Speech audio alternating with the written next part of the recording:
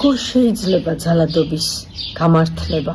რა მნიშვნელობა აქვს რუსქალს დაარტყავს კაცი ყაზახს, სომეხს, თათარს თუ რა? როგორ შეიძლება ვინც ამას ამართლებს და ამბობთ რომ ღირსია?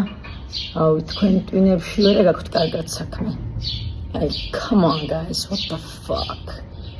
ჩემ შვილს რო ეგ გაეკეთებინა 3 წელი ცოტა ამეთქი ვიტყოდი.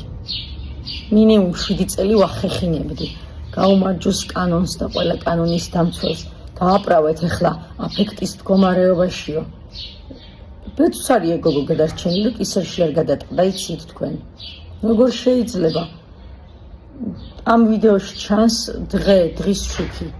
არაფერსაც არ აწუხებდნენ, არ იყო გვიანი ღამე და დიახაც მე რა რომ ხმაურობდნენ და ერთობოდნენ. ქორწილის სუფრა იყო და გაერთნენ, ძალიანაც კაი, მაგრამ მისულიყავით დაგერეკათ, გეთქვათ მენეჯმენტისთვის. ეხა ბევრი სასტუმროს ამტყუნებს კიდე.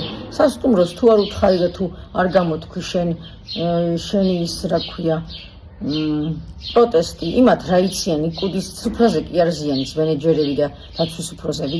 ეთქვათ, წასულიყვნენ და რეაგირება მოეხდინათ, ან სხვა ოთახში გადააბარგებთ.